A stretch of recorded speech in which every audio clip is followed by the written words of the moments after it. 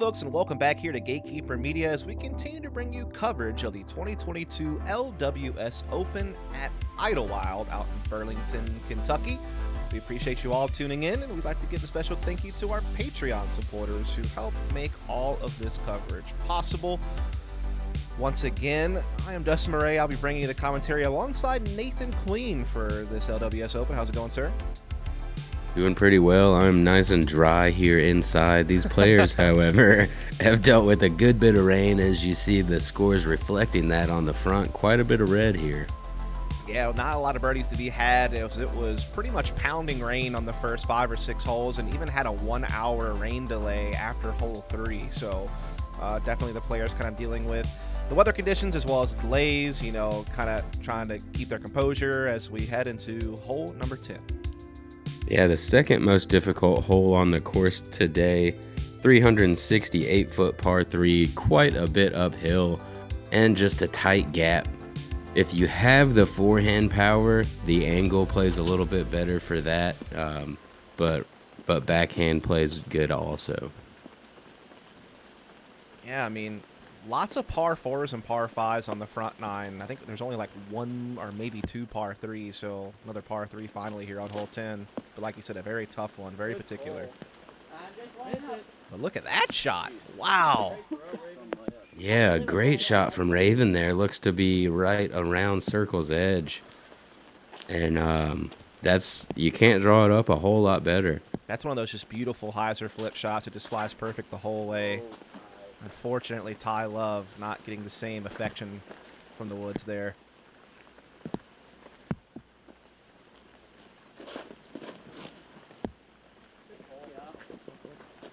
Right down the middle from Brad, but a bit low. Most likely just playing this one for par, as it is, like I said, one of the more difficult holes to really get a birdie on out here. Absolutely. This one's pulled a little right from Mason Ford, hoping it can still filter through and give an up and down for par. As we get up to Ty Love and see what he's got left to deal with for an up and down. Might be a really tough scramble to get a 3 here.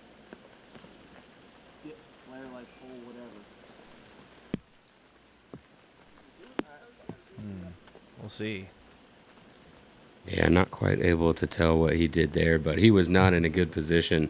Mason has a little bit better of an opportunity to save his par here, but also doesn't look like he's going to be able to capitalize on that.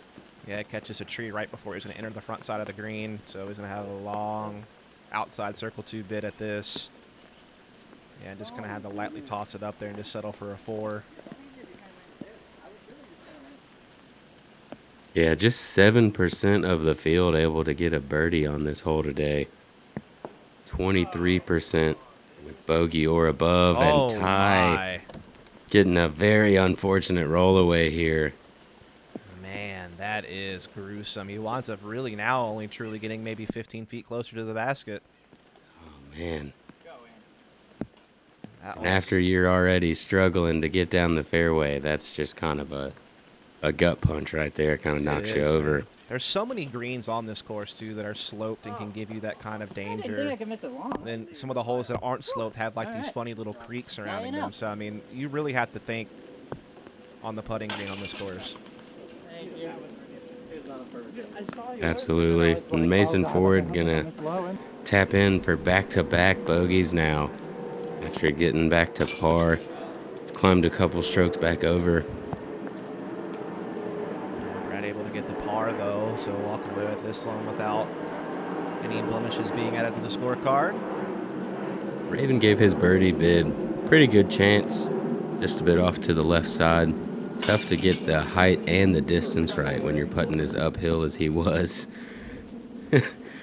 Giving the camera a nice stare down, wishing he had that birdie. Yeah, so we get saying he'll get that rewind next time. Brings us into hole 11. More gettable par 3 now, 242 foot. You've got a little backwards 4 tree about 115 feet away. That's kind of the start of your gap. If you miss that, you have a good opportunity to get up there for a birdie. And that is that backwards 4 tree. And he did not miss it. Is not going to have a good opportunity for a birdie. And he really spelled it out there. And that's exactly how the cookie crumbled as Brad Schick trying to fit a forehand, catches a tree on the right-hand side and kicks off to the left side of the fairway. We'll have to just settle for par on this one. And this is a putter that we've been seeing Mason go for a lot. Seems to really have a lot of trust in it. But he, too, catches that 4 tree you're talking about. Yeah, like the rest of the group, just a bit off to the right side. See if Ty is able to correct after a very unfortunate hole 10.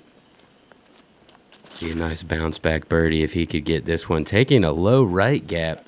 It is there. You just don't see players take it all that often as he does come up short. That's the main reason. It's hard to get a good skip over there. Exactly, yeah. You're really having to play for a lot of ground action on that route. This is a good up and down here to at least get up to the green for a 3. Yeah, very nice. That's a similar well-executed up and down there. Brad has a very long bid with awkward footing here. Gives it a jumper, though, and almost. Ooh. Flashing those chains, almost able to connect for the birdie.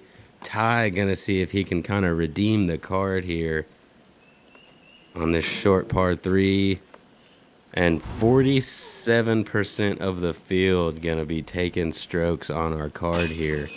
Not something you're used to seeing here on one of these feature cards. This is a birdie hole.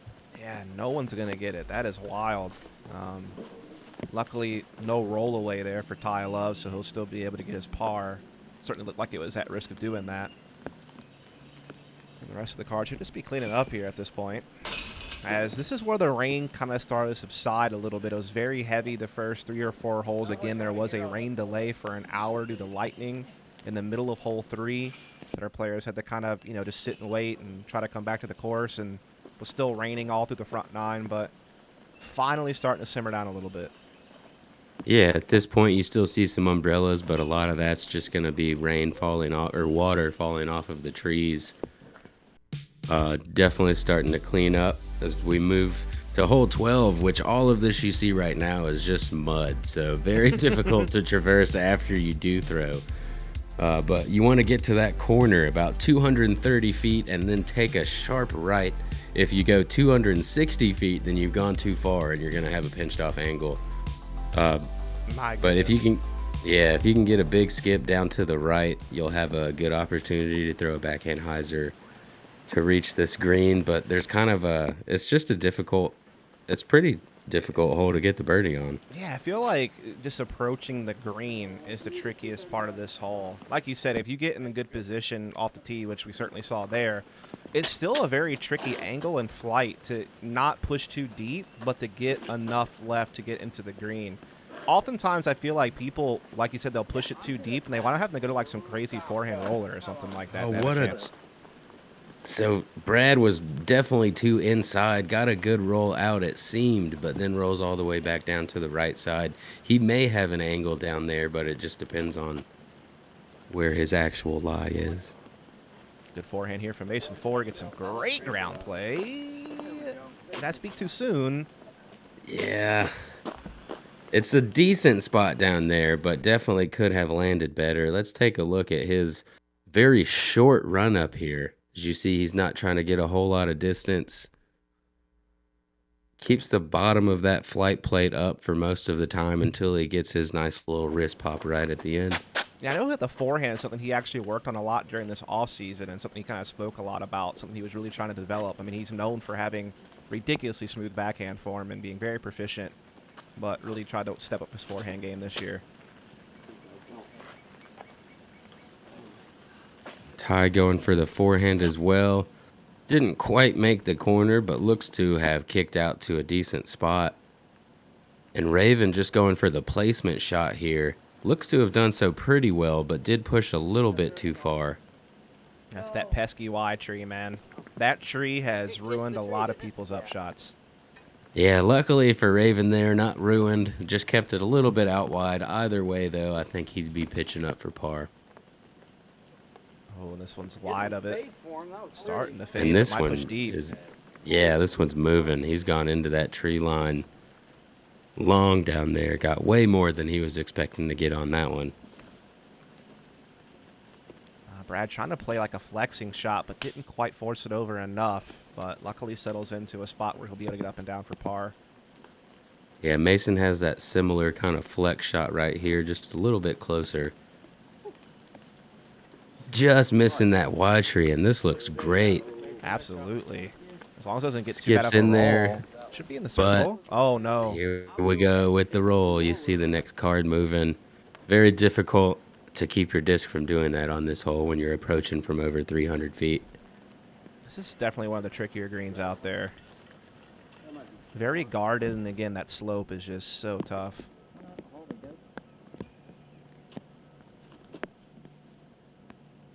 Raven giving this a soft bid, it looks like, and again, it's gonna bite him, and he's gonna catch that roll away. Was it at hole 7 where you went for eagle, wound up with a par because of something like that? Hole 8, yeah. 8, okay, yeah. I was off there on the number. But yeah, he ran the eagle earlier and ended up with a par. It's like he gave that one. Mason gave that one a good chance after a pretty mean roll away. He threw a great second shot. Gonna end up with a par. Good choice, Raven. The tree always wins. I've never seen him lose. Agreed. Your hand will ultimately lose that fight, and you will regret it. And he pulled back. Yeah, so instead of Earl, we've got the... Oh, no. Oh, no, bird double. Bird double, huh? Yeah? He didn't quite have a birdie look, but since he ran it, I guess we'll call it. Yeah, that's fair. I think it's only right. Yeah, not something I'm used to seeing. I've seen Raven play a decent amount, and he's a very good putter. I don't see him miss those short ones too often. It's also worth noting, we talked about this on the front nine, but it's worth mentioning again that he's just coming back from a break, and we'll talk more about it after we take a short break.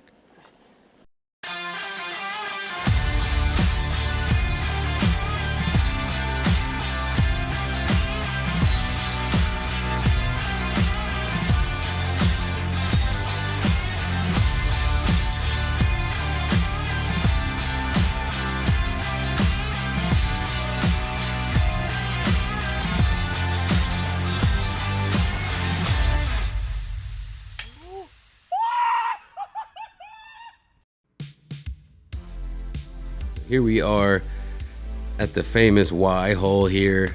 Throw through that tree over top of OB, but we've got a new pin placement now. They pushed it longer to the right. You've got a couple gaps to hit. Ideally, if you can get about 380 feet off of the tee, then you'll be in a pretty good spot.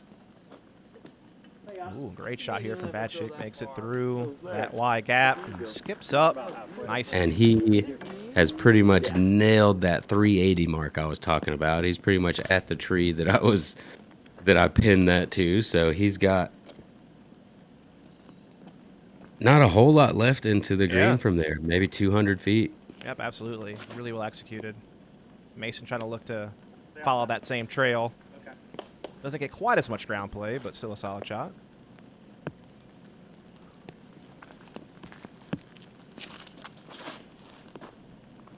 Ty making it through the gap as well. That's the main thing here.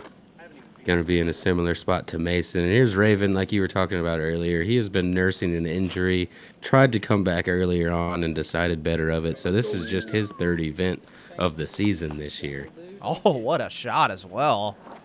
And he's going to be inside 200 feet. Absolutely. Which is really ideal on this hole, as there is OB down this left side. The basket used to be on a little island green over there on the left across the creek. So that creek does play OB. And how would you rate this change to the hole? It certainly seems to make the approach. Oh, my goodness. Whoa. Sorry about that. Didn't see that one coming. Mason almost throwing it in, trying to figure out why it's not. Oh, my God. But, yeah, I was just kind of curious your thoughts on this change. Yeah, it definitely makes it a tougher par 4. Definitely more realistic to being a par 4. I still see it most likely playing as one of the easier ones, though. Still pretty short And once you hit that first gap, it shouldn't be too much to deal with. But looking at the scoring average, it did average over par today. That totally would have been my with some big numbers, though. You've got some doubles and some triples and higher on here, so still Looks like my a territory, lot. the doubles and triples. That's kind of where I feel like I'd be at here. Yeah, you see Ty catching some chains, but not quite sticking in. But yeah, still 38% of the field able to get the birdie. So definitely harder than it was. I like the change. As we're seeing the rest of the car kind of clean up here, Mason Ford doing great work, almost throwing in the eagle, winds up collecting the birdie. Raven Newsom likely will be following the birdie as well. We shouldn't be really seeing any blemishes in any scorecards on this one. As Brad will follow suit with the bird of his own. Yeah, finally getting that first birdie of the round there. He's been shooting just right at par with a single bogey. Able to get back to even now through 13 holes. Yeah. Funny, it's the only hole I didn't play. So we're about to head back to another tightly wooded hole here on hole 14. A 556-foot par 4. You can get through this gap and start to turn right and get to this leaning tree right here. Then you've made it about 360 feet. And you're going to have, for what the hole is, a straight look towards the basket. You've got a bit of a scattered tree plot again to get through, but there are gaps. Main thing, though, is just hitting this very tight gap off of the tee. Which Brad has done in spades here. This gets the full flight. He could be looking pretty. Great, bro. Oh, yeah. And he got kind of a weird ground reaction, but looks to be in a decent spot.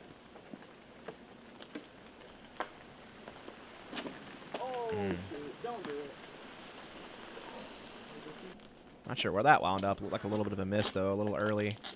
Yeah, a bit inside. There's lots of trees over there, so Who knows what lots pinball of he played. Yeah. yeah, lots of opportunities to go different directions. Looking like a good shot out of Ty. Oh, yeah. Look at Heiser's that. in front of that tree and gets to the bottom of the hill. That is so good, man. Makes... Yeah, He's done the heavy inside lifting. inside 180 or so probably. And a great shot here from Raven Newsom as well, as long as it gets the fade. Catches a little tree, but still not too shabby. Yeah, he's right around that 220 mark that I was saying he'd have left, that leaning tree there just before the ditch. Tough scramble here for Mason Ford in the thickness, but manages to get out into the open. Could save the par here.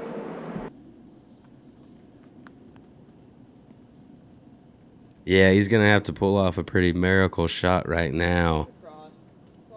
Oh, so close to. Oh, man. Catches that last one. That last ditch you see right there is OB as well, so they have to make sure they carry over that. Yeah, and here's Raven Newsom looking to play the forehand out left. Ooh, yep, slips through. Great skip. Ooh, able to get aggressive and just barely carries that OB creek there. Gonna be a tap-in birdie to get him back closer to that even mark again. And here's Brad Schick. A little bit of a flex forehand. A little bit of kicking, but does still get into circle one for a birdie opportunity. Yeah, and you see him there using a different line than Raven did. And look at Ty all the way down here. Gonna try to give it an eagle bid. Yeah, very overstable approach to this there. He was kind of trying to flex in, doesn't quite get it, and Mason Ford just gonna have to pitch up and try to save a bogey.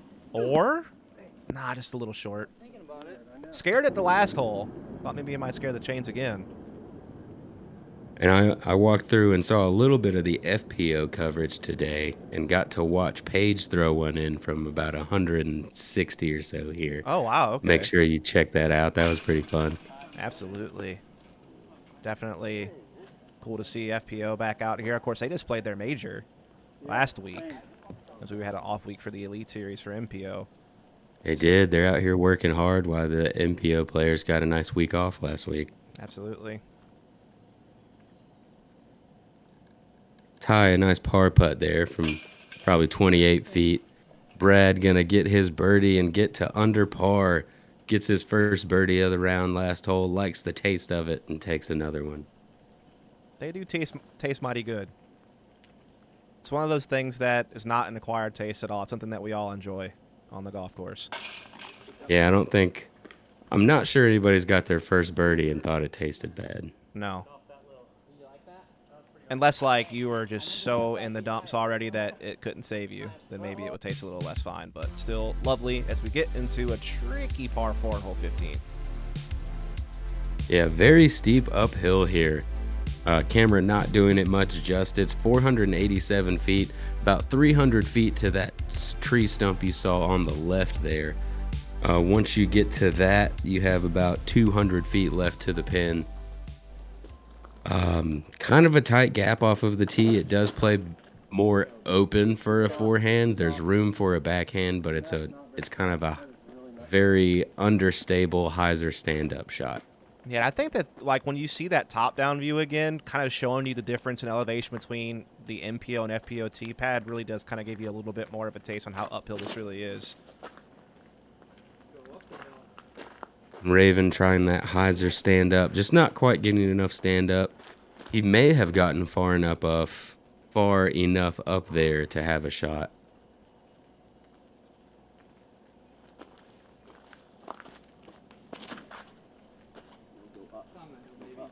Solid shot here from Ty Lowe, skipping up and straight right into the middle of the fairway. Yeah, and you see how quickly that disc slid, which was nice for the shot, but whenever he gets up there, I'm not sure he's going to have a whole lot of footing, as it will most likely just be mud. Yeah, I feel like footing on your second shot on this hole is a luxury that you rarely get. Yeah, if you can get as far as Mason did, but stay off to the right a little bit more, then you'll land in that little grass patch right there, which is much flatter than the rest of it. Raven seems to have a pretty good line here, though. Absolutely. Pretty wide left lane here, looking to take it with the forehand and executes it perfectly. 2 park jobs in a row. Yeah, he's really starting to catch some steam here. Oh, and... Okay. What? All right. Pulled that one off to the right, but it doesn't matter. There's no trees. Yeah, trees are mostly air. Did you know that? I do now. Yeah, it's kind of a meme, but some people will understand it and have a giggle. Or some people will flame me in the comments. You know, that's just the world we live in, Nathan. Yeah, you'll get some of both. Yeah. Brad with a pretty nice outshot there. Did about all he could do, I believe. And Ty is able to stand still enough without sliding down the hill to get up there inside the circle. Oh, yeah, go in. Yeah, that's always going to be a tough one for Brad. Outside the circle by a good margin. Gave it a chance. We'll have to settle for the 4. Oh, yeah. Oh, Mason a little off there. He had some big putts on the front 9, and that was a big chance for him there to strap something together, but we'll have to settle for the 4. Yeah, strange miss to see. He's usually pretty on line, either high or low. Don't really see him miss like that too often. Pretty good amount of birdies on this hole today. 33% of the field able to grab it. And don't let that 487 fool you guys. This is 2 good shots to reach this hole as much uphill as it is. Oh, it plays well over 500, considering the uphill nature of the hole for sure. As we'll be back after a short break to finish this off. Instagram's Great Lakes Open Champion. Dynamic Disc Open Champion. Owensboro Open Champion. Kristen Tatar. I've been dreaming about coming here and competing here, and now I'm finally here, so it's a dream come true. Right, here we are at hole 16, another par 5, 969 feet. If you can carry 400 feet off of the tee, you'll be in good position to try to get down this hill and into the flat, possibly have a long eagle look. But we do have players that are going to try to push for more than 400 off the tee and maybe try to make this island green that you see here at Idlewild quite often. Yeah, this is one of the, I guess, like 2 or, I don't know, I guess both par 5s are technically eagleable that we've seen so far. The other one much easier, much shorter, but more technical line, I guess. But yeah, this is definitely out there for people who want to risk it.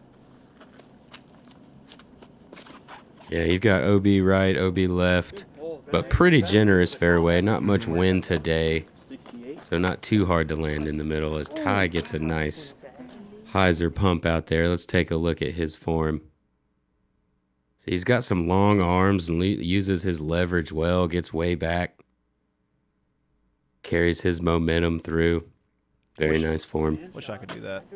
Looks like fun. I'd love to throw it that far. Maybe one day when I get older.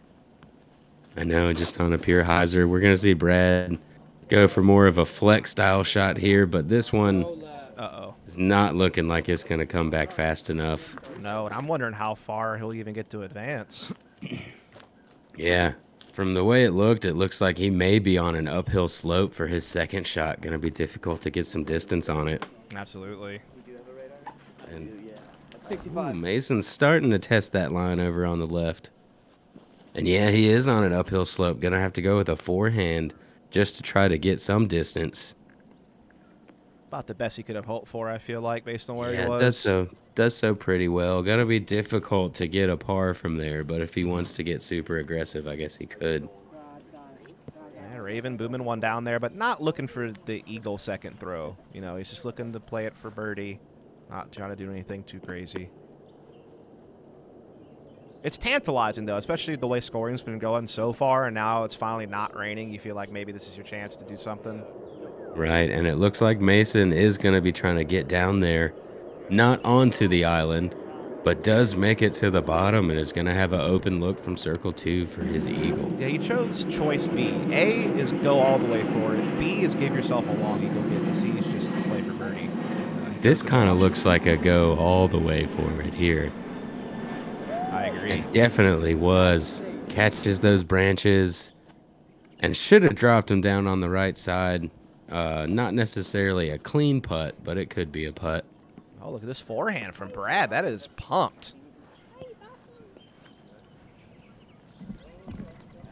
Yeah, over on that right side also going to be somewhere close to tie. And this is, he's not as far as you want to be to attack this green, but he's going for it. Oh, and he hits the moat. Yeah, doesn't quite make it. He can be about 100 feet further than that after 2 shots. It makes it a lot easier. Yeah, it's going to be birdie for Mason 4, but he's still a score on this, and slight eagle chance here for Ty, that this looks a little bit tricky with the trees in his way. Not a bad bid. Should have a pretty easy birdie. Absolutely. Long par look now for Brad. And just kind of settling I wanted in. to run it, but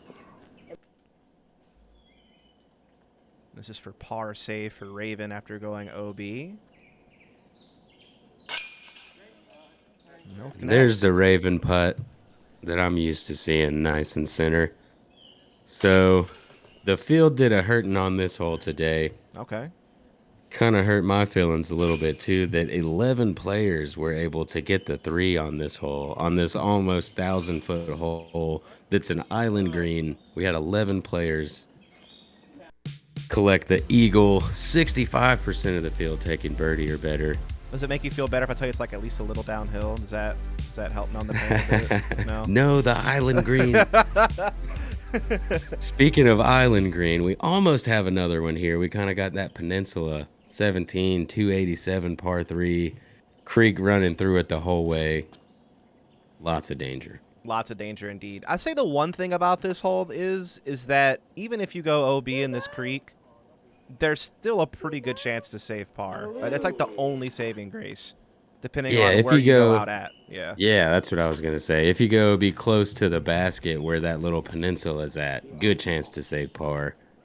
Or you could just do that and just ring it up perfectly on this left side and have a birdie putt. That works too. There you go. That's what I'd rather do. You know, funnily enough, I think I would as well. I would not want to do that. No, but fortunately it does stay in bounds at least. That's the area where if you go OB, You're starting to contemplate whether you're taking double bogey or not, because it's still going to be difficult to land on that island. That's a very good point. Flex forehand here from Brad Schick. Oh, yeah. That'll do. And I think he hit little concrete blocks there on both sides. Skipped off of them on the front and got stopped by the back. Very friendly. I know those aren't blocks, but I don't know what else to call them. Cylinders. Also, a funny story I heard is that there's like some... Oh, wait, here. After this, Oh, just about cashing that birdie. Look. Yeah, all bridges have to have railings, I think, in the state, and so they got a special like permission to remove them for this tournament as Ty Love gets the birdie there from range. Yeah, and look at him. He's got 3 birdies in a row to work his round back to even. And another birdie. This time from Mason and Ford. That's back-to-back, fighting back to even par for the round. Ty Love with the late turkey. Yeah, you see the rain stopped around 11 or 12, and these players starting to heat up a little bit, get their rounds back to closer in contention where they can make a move on moving day. Still difficult, though, with how it worked out for their tee times. They definitely had one of the rougher times of the day today. Certainly worth pointing out as we head into our final hole here of our opening round. The most difficult hole on the course today, hole 18, 650 foot, par 4. It's about 200 feet to the top of that hill. If you can get to the top and carry about 100 feet and land in the middle, that is about the best shot that you can do. It's hard to push much farther than that, but once you've done that, you still are inside of the gap, have to hit a gap to get out. This hole is so treacherous, man. If you just even if you throw this shot looks so good from Ty, but he unless still he has gets, to waste a shot. Yeah, unless he got a little kick out to the right, now he has nothing. He does not have an opportunity for birdie, even though he carried the fairway 90% of that flight. And Mason gets a nasty kick as well to that right-hand side of the fairway. And yeah, anything short of dead center on this hole is gruesome. And that is going to be a nightmare for Brad. Yeah, that's bogey. Like I don't really see him saving par from there.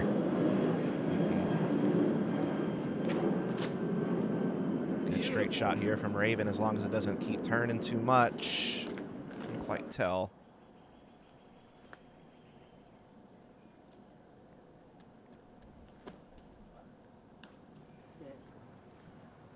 That gets caught up too, man. This could be a really tough marathon for Brad. Yeah, he needs to get this out into the middle at the bottom of that hill. This is not going towards the middle. Oh, what a kick. He is now back in the middle, and that is a good enough spot. He can reach the pin from there, may be able to get out with single bogey.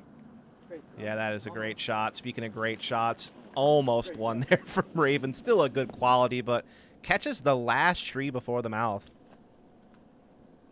Yeah, and hard to say whether he's going to be in a good position or not. It looked like he kicked down underneath those branches right side. We'll see what he ends up with.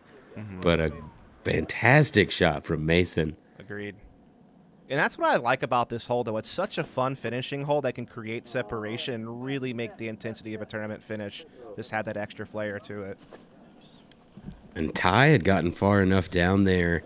He was able to push out of the gap a little bit farther than I expected, but still not really much of a birdie opportunity. As you see these trees at the end, if you come up 50 feet short, it takes your opportunity from making your putt away just because these branches are so low. Great throw from Mason Ford yet again, giving it a slight chance there, but very well done nonetheless. Tough one there for Ty, but didn't really have much room to work with. And there's those branches you were talking about, just really make it tough to do much. So Raven now trying to get that par and gonna end up with a bogey finish after working his way back to even.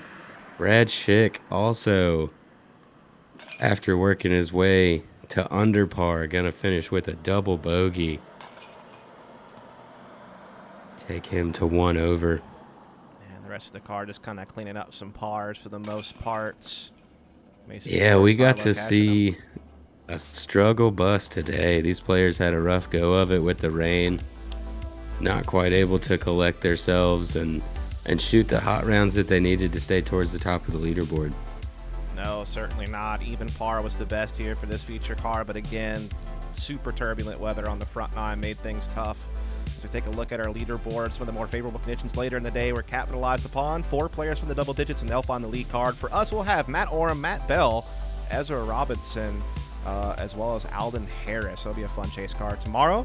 Again, we appreciate all of you tuning in to the coverage, and a special shout out to our Patreon supporters who've helped make all the coverage possible. Again, I am Dustin Mouret. Joined with me has been Nathan Queen, and we'll be bringing you the rest of the LWS Open at Idlewild action throughout the weekend, so be sure to follow up and check it all out.